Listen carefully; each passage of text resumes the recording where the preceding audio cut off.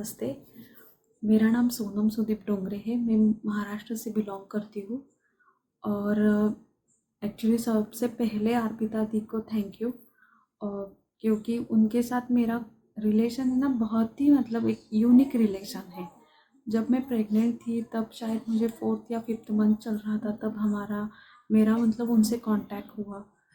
मैं पहले मतलब सर्च करती थी कि कोई तो ऐसा चैनल हो या फिर कहाँ पे तो क्लास हो, गर्भ संस्कार का क्लास, क्योंकि मुझे करना ही था। बहुत जगह पे पढ़ा सुना, बट ऐसे इतना अच्छा नहीं लगता था।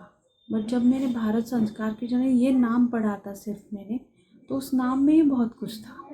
एक जननी का नाम था, भारत का भी नाम था और एक संस्कार का भी नाम था। तो ये तीनों का कॉम्बिनेशन था। तब उनका पहला वीडियो सुना, बहुत ही अच्छा लगा। धीरे धीरे सुनती गई। एक उनके वॉइस में एक सुकून था।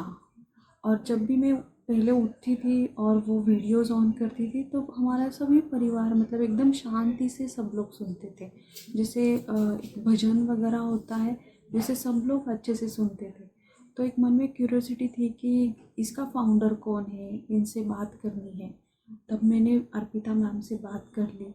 और अर्पिता मैम से जब से मैंने बात करना शुरुआत की तब से एक अच्छा पॉजिटिव एनर्जी मैंने फील की। और उनकी पहली बात तो मुझे बहुत अच्छी लगती है। जब भी मैं बात करूँ वो पहले पूछती कि आप कैसे हो, क्या कर रहे हो। मतलब एक होता है ना कि एक अपनेपन का महसूस होता है कि एक अच्छा रिलेशन बॉन्डिंग का महसूस होता है। और डिफरेंट डिफरेंट क्विज़ लेती थी, मतलब हर एक मंथ का वो क्विज़ लेना, एक इंटरेस्टिंग क्लास बनाना, एक टास्क देना। और जैसे वो उनका खुद का ही बच्चा है वैसे वो हमें देखती थी कि आपके पेट में जो बच्चा है उसको क्या क्या ज़रूरत है, उसको क्या क्या देना चाहिए। मतलब एक बहुत अच्छा लगता था कि अपने बच्चे की कोई और भी केयर कर रहा है। और फिर हमारा एक 16 संस्कारों में कौन से संस्कार इम्पोर्टेंट है, उसका महत्व क्या है, कलर्स के बारे में बताया, मेडिटेशन के बारे में बताया, योगा के बारे में बताया, नॉर्मल डिलीवरी कैसी होनी चाहिए वो बताया। फिर बहुत सारा हुआ, मतलब इतना हुआ कि ऐसा लगता था कि इतना सब कुछ भी होता है इस डिलीवरी पीरियड में। क्योंकि नॉर्मली मैं जब देखती हूँ कि मतलब मेरे सराउंडिंग में तब लोग बोलते हैं कि नहीं, अच्छा खाना खाओ, हो गया बस, अच्छा सुनो, अच्छा करो। बट जब से ये भारत संस्कार के जन्म से मैं कनेक्ट हुई हूँ तब मुझे लगा कि नहीं, ये लोग होता है ना कि जब प्रेग्नेंट होते हैं तो कोई तो ऐसे वीडियो एल्बम बनाता है, एक मतलब फ़ोटो खींचते हैं। वो भी करना चाहिए, ऐसा नहीं कि नहीं करना चाहिए, बट वो गर्भ संस्कार बहुत इम्पोर्टेंट है। क्योंकि उस बच्चे को अंदर में क्या जा रहा है, वो आगे जाके क्या बनेगा, वो बहुत इम्पोर्टेंट है। और मैम ऐसा करती थी ना कि जो कुछ भी पढ़ती थी वो हमें सुनाती थी। और कोई भी हो, कौन सा भी श्लोक हो, उसका डीपली मीनिंग क्या होता है, स्पिरिचुअलिटी में बहुत ज़्यादा उनका एक्चुअली नॉलेज है। और hats off to you ma'am, आप मतलब एक कॉम्बिनेशन हो सभी नॉलेज का। मतलब ये मैं बहुत बड़ी बात नहीं कह रही हूँ, एक रियल में मतलब एक होता है ना कि सब चीज़ों के बारे में आपके पास सॉल्यूशन होता है। जब मैं कुछ छोटे छोटे भी हमारे प्रॉब्लम्स है तो मैं अगर उनके साथ डिस्कस करती हूँ तो एक मुझे सॉल्यूशन लगता है कि नहीं, ये गाइड हमें ज़रूर करेगी। तो मैं तो उल्टा इंसिस्ट करूँगी सभी को कि ये फ़ोटो सेशन, इससे अलावा आप आपके बच्चे को क्या देना चाहते हो। और ऐसा नहीं कि हम लोग मतलब अकेले ही वन मैन आर्मी की तरह काम करें। एक अच्छा गाइड होना बहुत इम्पोर्टेंट होता है लाइफ में। जैसे हर एक शिष्य को हर एक अच्छा गुरु मिले तो वो मतलब बहुत मतलब ऐसे होता है ना, मराठी में बोलते हैं कि खूप मोठं वडाचं झाड बनतं एक चांगला शिष्य आणि एक चांगला गुरु असेल तर। वैसा ही है कि एक अच्छा गुरु मिलना बहुत इम्पोर्टेंट होता है। और वो मुझे हमेशा अर्पिता मैम में दिखता है। मैं बहुत दूर रहती हूँ और मतलब उनके बारे में क्या कहूँ मैं, वो मतलब पूरा मेरे लिए तो गुरु की तरह ही है और हमेशा रहोगे।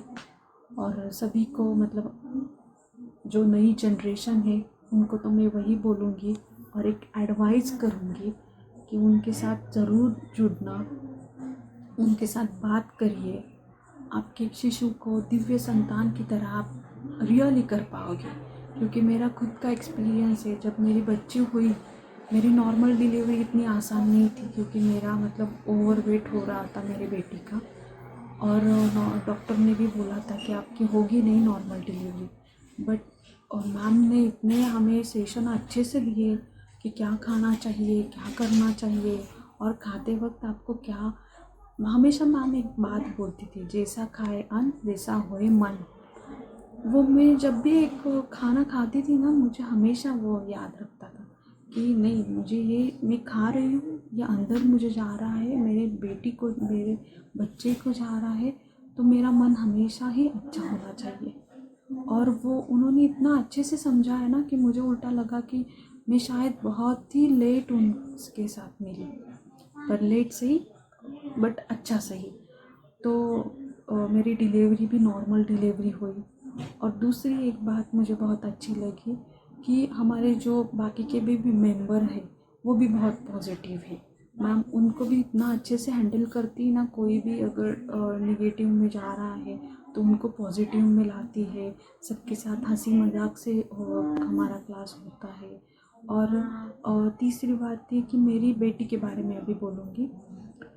जब मेरी बेटी हुई तब डॉक्टर ने तो इतना, मतलब वो तो ऐसे कूद पड़ी कि कितनी सुंदर बेटी है आपकी, इतनी गोल मटोल। और मैं खुद हैरान हो गई कि इतनी सुंदर बेटी और मुझे कैसे हो गई।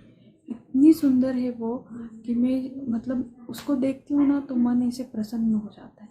हमारे घर में तो ऐसे बोलते हैं कि ये दिव्य संतान है, सभी लोग बोलते हैं। वो ज़्यादा मुझे परेशान नहीं करती, उसका खाने का कुछ प्रॉब्लम नहीं है, अच्छे से सोती है, उसका वेट भी अच्छा है अभी तक, मतलब मुझे पता है, और आगे जाके भी वो दिव्य ही होगी। और just because of the all credit goes to Arpita di एंड भारत संस्कार की जननी। Once again hats off to you Arpita ma'am. आपकी वजह से हमें मतलब बहुत ही अच्छे दिव्य संतान की, मतलब एक होता है ना, हर एक माँ की एक तमन्ना होती है कि बंगला हो, गाड़ी हो, ऐसा कुछ नहीं है। एक दिव्य संतान की आशा होती है सबको।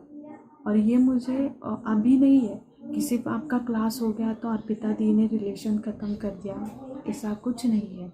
अर्पिता दी लाइन मतलब एक होता है ना कि उनके साथ कभी भी बात कर लो वैसे ही वो बात करेगी। और ये मुझे मेरी पहली भी बेटी के लिए बहुत ही मतलब अच्छा लगा। वो बुक्स भेजती है कि कौन सा बुक पढ़ना चाहिए आपको, कैसे उनको पेरेंटिंग सेशन लेती है, बहुत ही अच्छा है।